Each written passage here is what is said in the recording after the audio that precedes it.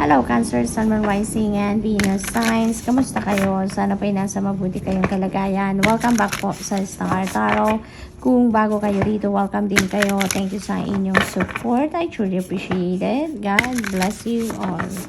Tignan natin ang mga messages ni Cancer. Paunang mensahe po ninyo ay stepping into power. Ayan. So, this could be your personal power, no? Maaring ito yon na you're going to step into it na. Maybe you're realizing now na you are stronger than you know, no? Maybe you're realizing now na kaya nyo din pala. Diba? Kaya nyo din na iran ang buhay ninyo. Kaya nyo din na magdesisyon for yourself. Kaya nyo din na tumayo sa inyong sariling mga paa. So maybe ganun ang mga realization ng iba sa inyo dito, Cancer. Kaya you're feeling powerful, no? You're feeling powerful at ngayon maglalakas loob na kayo na mag-step into your personal power. So, we also have breaking trail. A breakthrough is at hand.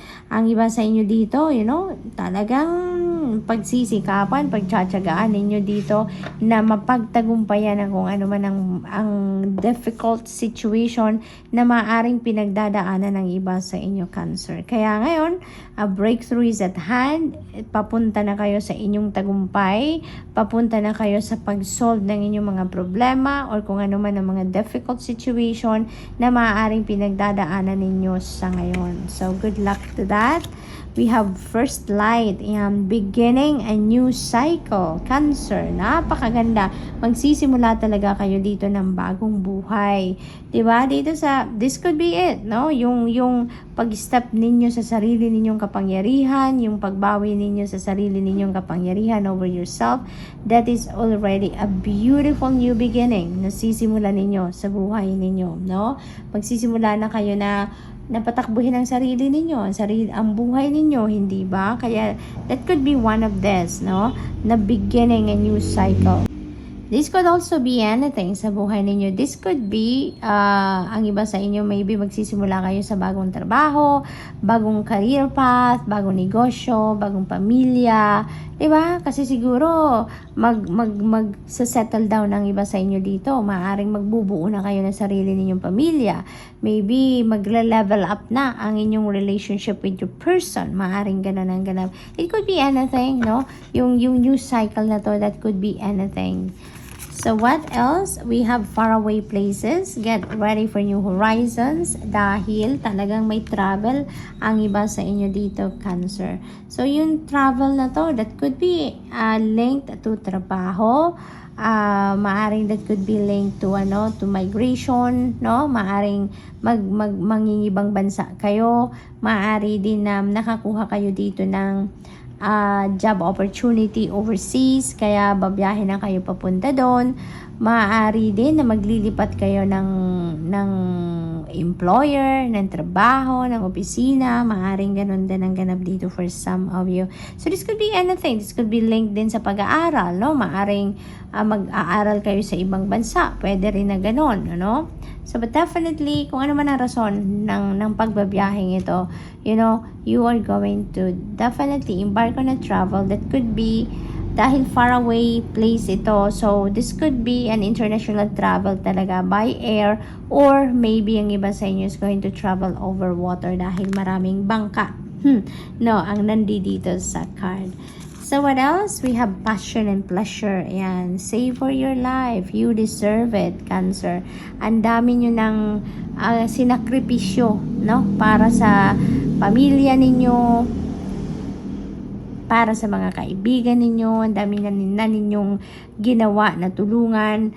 At ang dami na ninyong in-spend na time, diba? With other people. So, now, kayo naman, i-savor nyo naman ang life, no? I-savor nyo naman ang life, i-enjoy nyo naman ang bawat minuto na meron kayong pagkakataon para mag-enjoy naman kayo at ma-savor naman ninyo ang buhay, kumbaga, no?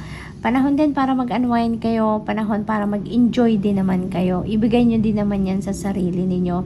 Kahit ano pa man, yung pamamaraan na gusto ninyong mag-enjoy sa buhay, gawin nyo yon para sa sarili ninyo as long as you are safe. Okay? So, what else? We have impasse, reflect, and redirect your energy. So, maaaring meron kayo ditong path na tinatahak sa ngayon na that is not the best for you, or maybe it's not what's meant for you at this time. Kaya inaanyayahan kayo dito na mag-reflect kayo, pagmuni-munihan ninyo yan, and i-redirect ninyo ang inyong energy, ang inyong time and effort into something else. Kaya napakahalaga na mag-reflection mode kayo dito, no? Makinig kayo sa inyong intuition, because it will tell you, it will give you a signal, no, kung saan ang dapat ninyong path na tahakin at this time, rather than mag-focus kayo doon sa kung ano ang meron ngayon, because most likely hindi yan ang para sa iyo. So good luck, Cancer, and that's all I have for you for today. Thank you for watching. Love and light. Namaste. Hello Scorpio, Sun, Moon, Rising and Venus signs. Kamusta kayo? Sana pa nasa mabuti kayong kalagayan. Welcome back po sa Star Tarot. Kung bago kayo dito, welcome din kayo. Thank you sa inyong support. I truly appreciate it. God bless you all. Tignan natin ang mga messages ni Scorpio. Po na mensahe ninyo ay impasse and reflect and redirect your energy. So Scorpio, maybe you are focusing on something dito na hindi yan ang para sa inyo at this time. Maaaring hindi yan yung meant for you at this time na pagtuunan ninyo ng pansin. Kaya you're being invited here to reflect, no? Mag-reflect kayo, pagmuni-munihan ninyo, mag-re-evaluate kayo ng inyong sitwasyon sa ngayon, and redirect your energy, time, and effort into something else. Kaya, mahalaga na pakinggan din ninyo dito yung inyong intuition. Pakinggan ninyo dito ang inner guidance ninyo, because that will give you a signal kung saan kayo dapat na mag-focus. Ano ang dapat ninyong pagtuunan ng pansin. We have watching clouds, lie back, rest, and relax.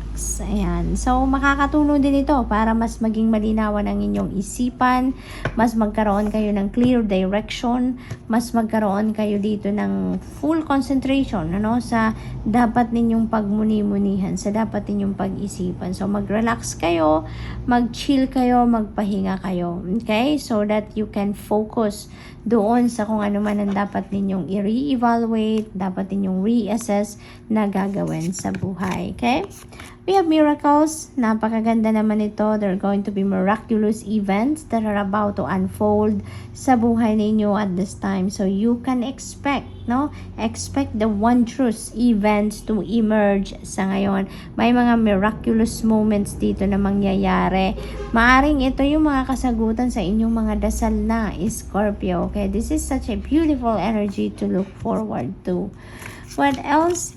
We have faraway places. Get ready for new horizons dahil meron kayong travel na gagawin dito Scorpio. Maaring international travel ito. Maaring mamamasyal kayo, or maaring magtatrabaho kayo, or maybe you're going to migrate somewhere else na talaga. Maaring yung travel na din ito linked sa inyong business, maaring related dito sa expansion ng inyong negosyo. Posible din ganon ang ganap. So what else? We have uncovering treasure. Ayan. So beneath the surface lies a great bounty. So meron kayo ditong kayamanan, na madidiskubre. Maaari din na hindi ito literal, 'di ba? Na kayamanan talaga, na wealth, but this could be a great idea, Maaaring sa pagmuni-muni ninyo, pagre-reflect ninyo, you will discover a new idea dito, or you will come up with a great idea, new perspective siguro ang papasok dito sa inyo, at yun ang treasure ninyo. Doon pala, yung idea pala na nun is a golden opportunity pala, 'di ba? Ang mahahanap ninyo out of that. So posible din na ganon ang sitwasyon. What else? We have fellow travelers. Support is all around you. Ayan. So this is a beautiful reminder sa inyo na support is all around you. Kahit anuman ang inyong sitwasyon, Scorpio, huwag kayong magdalawang isip na humingi ng tulong. Huwag kayong mag-hesitate to ask for help, because rest assured that support, help, assistance is always available to you. Okay? Kaya kung may kailangan kayo, may pangangailangan kayo, kahit ano pa man yan, reach out to people, okay? Reach out to people. Mamili kayo ng mga tao mapagkakatiwalaan ninyo ng inyong kwento. Mamili kayo ng mga tao na alam ninyong hindi kayo mahihindian, no? At saka yung yung talagang willing lagi sa inyo na tumulong, doon kayo lumapit. But this is definitely a guarantee sa inyo na support is all around you kahit anuman ang kailangan ninyo. Okay? So good luck, and that's all I have for you for today. Thank you for watching. Love and light. Namaste. Hello Pisces, Sun, Moon, Rising, and Venus signs. Kamusta kayo? Sana po nasa mabuti kayong kalagayan. Welcome back po sa Star Tarot. Kung bago kayo rito, welcome din kayo. Thank you sa inyong support. I truly appreciate it. God bless you all. Pauna mensahe ni Pisces ay great adventure. Ayan, take a risk and venture forward. Yan ang hinihingi siguro ng inyong sitwasyon sa ngayon, Pisces. So, you are going to embark on an adventure. You're going to take risk. Maaring ngayon, buo na, no? Magiging buo na ang inyong loob sa ngayon para subukan na ang ibang mga bagay-bagay na dati natatakot siguro kayong gawin, or dati, alam mo yun, it's not your cup of tea. Pero ngayon, maaaring mag-decision kayo na it's about time na para mag-evolve naman kayo. It's about time na para mag-take risk kayo and try different things, you know, na dati ay takot kayong gawin or takot kayong subukan. So ngayon, mas magtitiwala na kayo sa sarili ninyo na it's about time na then to get out of your comfort zone, at maybe yung mga bagay na to na gagawin ninyo ngayon, this is where you're going to grow, to thrive, and evolve, no? So, good luck, Pisces. We have Journey by Moonlight. Ayan, so believe in magic. Okay? Believe in magic. Kapag dumating, no, Pisces, sa reading ninyo ang card na to, ibig sabihin yan na you are very close to spirit beings, no? Parang napakalapit ninyo sa spirit realm. Kumbaga, parang napakalakas ninyo sa spirit realm, sa divine universe, sa angels, sa spirit guides ninyo, yung mga ganon. So, most likely, on point din ngayon ang inyong mga psychic abilities. Kaya take advantage of that, no? Take advantage of that, dahil maaring kahit ano ngayon yung hilingin ninyo ay maaring ibigay sa inyo, or maririnig agad yung mga dasal ninyo, yung mga request ninyo, yung ganon. So kasi napaka-nipis, no, ng veil between you and the spirit realm sa ngayon, Pisces. Kaya you are very powerful sa ngayon if you're just going to step into that power, hindi ba? So what else? We have joy and delight. Open your heart to joy. Ayan, so buksan ninyo ang puso ninyo para magsaya naman kayo, para maging masaya naman kayo. Hindi kailangang laging buryo, diba? Hindi kailangang stressed out lagi, diba?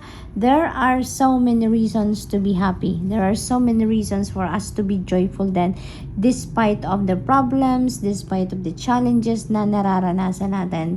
Because lahat naman, diba, ng bagay ay merong dahilan. Kung titignan na lang natin na ganyan, no, ang buhay, lagi at lagi ninyong makikita kung ano yung silver lining ng ating mga dark circumstances, 'di ba? Kung meron ng mga problemang pinagdadaanan, at mag-focus tayo doon sa positive aspect of whatever it is.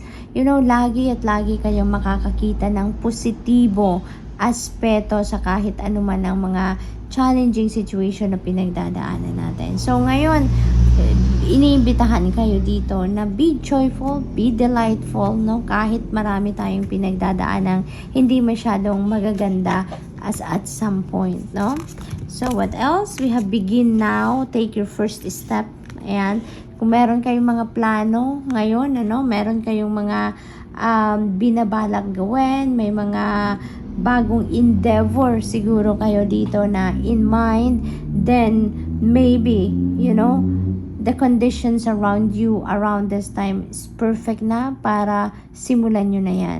Kaya ito ang panawagan sa inyo. Begin now. Take your first step now because maaaring nandiyan dyan na kung ano ang inyong kailangan. Maaaring naka-line up na ang kung ano man ang mga kakailanganin ninyo sa journey na yan. Ano? Maaring inihanda na ng Divine Universe ang lahat ng makakatulong sa inyo sa journey na yan. Diba? So, take action now. We have in the flow, everything is smooth sailing. Napakagandang assurance naman ito na parang sinasabi sa inyo dito na you don't have to worry about anything. You have nothing to be worried about dahil everything is being taken care of. Everything is smooth sailing, Pisces.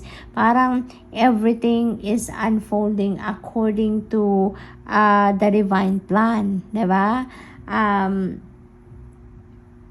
Kaya just be in the flow. Meron din dito surrender energy, no? Maaring ang iba sa inyo talaga ay nagsusurrender na sa Divine Universe. Parang inoffer nyo na ang lahat-lahat, no? Sa Divine Universe. Kung ano man yung ninyo, kung ano man yung mga balak ninyo, ano man yung mga concerns ninyo, or kung ano man yung mga dreams ninyo, goals ninyo, maybe inoffer nyo ng lahat yan sa Divine Universe. Kaya umaayon na sa inyo ngayon ang flow of life, no? Yung ganun. So, good luck. What else? We have desert passage. Ayan, trust that there is a divine plan. Ayan. So, para na-mention ko lang, kanina lang, di ba? Na may divine plan. Kaya, eto na, no? Trust that there is a divine plan. Kahit ano man ang ganap sa buhay ninyo ngayon, paborable man or hindi sa inyo ang mga sitwasyon ninyo, always remember that there is a divine plan and that is for your best interest, that is for your highest good. Lahat tayo may magandang plano ang Panginoon sa atin, 'di ba? Kaya kahit ano man ang pagdaanan natin, difficult situation man, challenging situation man, masaya man tayo, no? Kahit ano man ang ating pagdaanan sa buhay, rest assured that that is part of the divine plan. That is part of the journey na kailangan nating pagdaanan. Okay? So, good luck, Pisces, and that's all I have for you for today. Thank you for watching. Love and light. Namaste.